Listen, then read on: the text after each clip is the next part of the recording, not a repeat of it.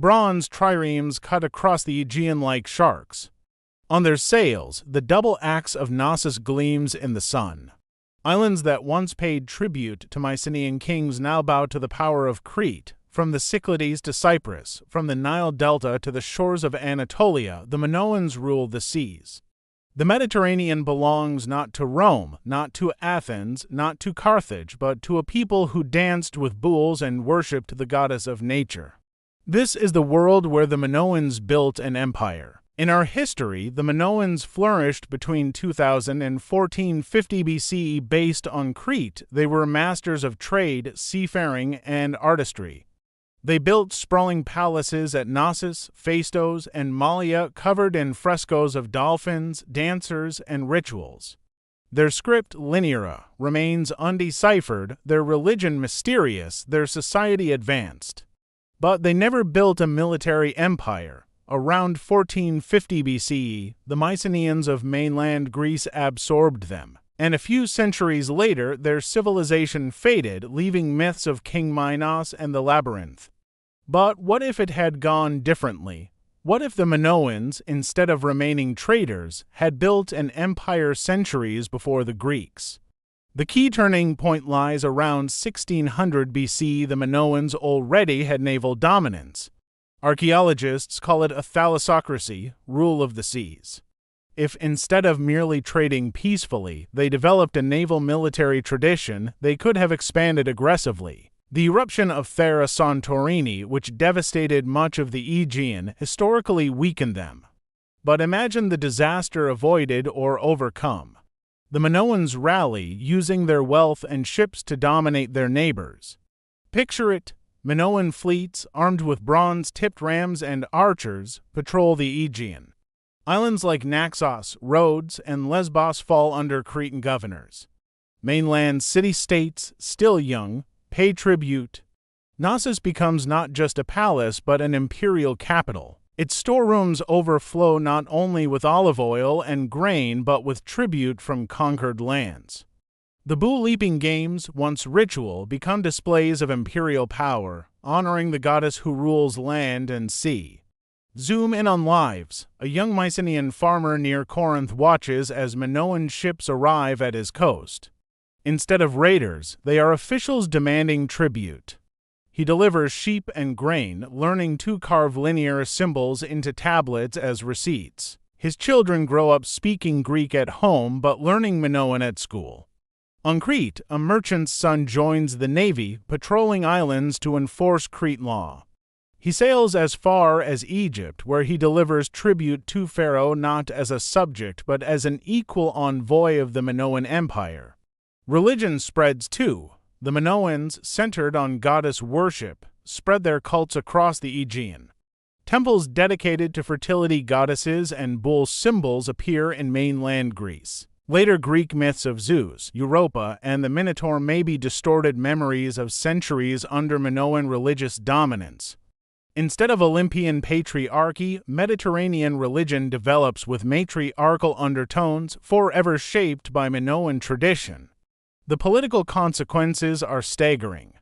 Without Mycenaean dominance, the Greek Dark Ages after 1100 BCE may never occur. Instead, a continuous Minoan empire bridges the Bronze Age into the Iron Age. Writing is preserved, linear evolves, and administration expands. Greece doesn't wait until Homer to rediscover literacy, it never loses it. The continuity accelerates Greek, or rather, Minoan Greek civilization by centuries. Egypt, too, shifts. Historically, the Minoans traded with Egypt as respected partners. In this alternate world, Egypt must contend with a naval rival. Pharaohs send embassies to Knossos, perhaps even marrying daughters into the Minoan royal line. Instead of ruling seas unopposed, Egypt shares the Mediterranean with Crete. Diplomacy, trade, and competition weave the fates of the Nile and the Aegean. Now picture the Near East. The Hittites, Babylonians, and Assyrians historically dominated land empires.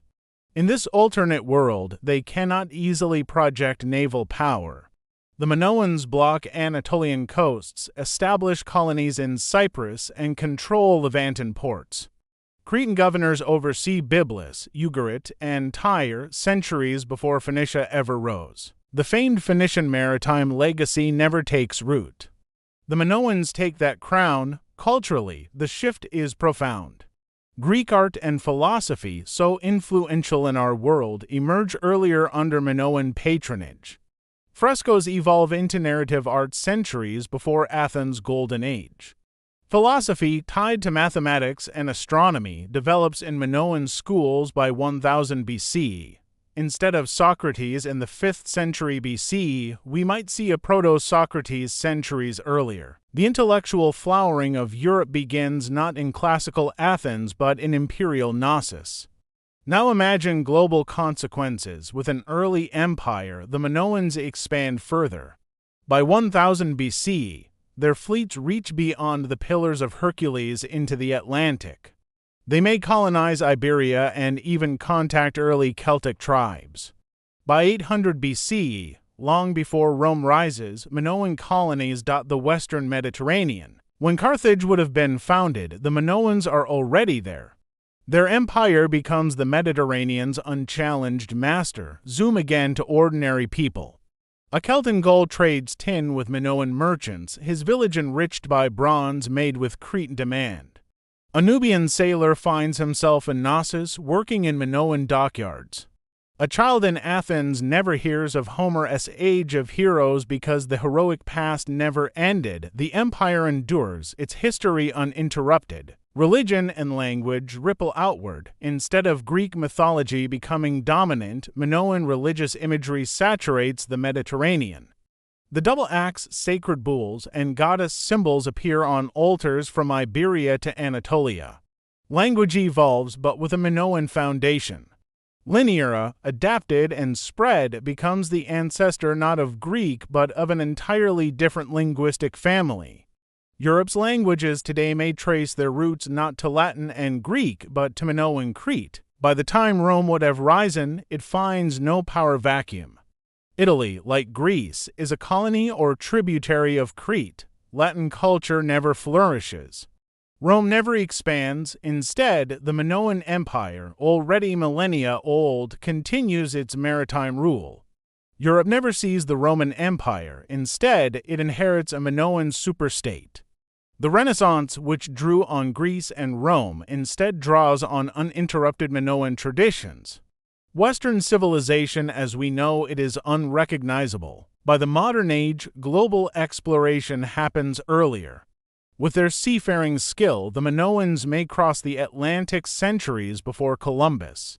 The Americas encounter Minoan colonists, not Spaniards.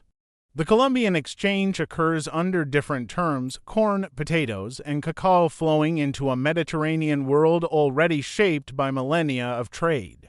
Industrialization, science, and empire all emerge earlier under different cultural DNA. So, what do we make of it? If the Minoans built an empire, the history of the West changes utterly.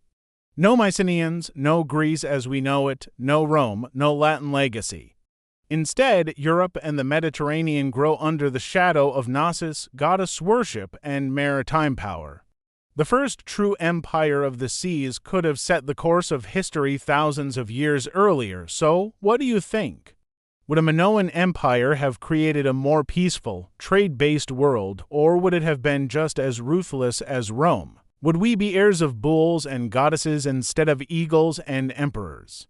Share your thoughts in the comments, and don't forget to subscribe to Sheriff Reactions for daily flips, because history isn't just what happened, it's what could have happened.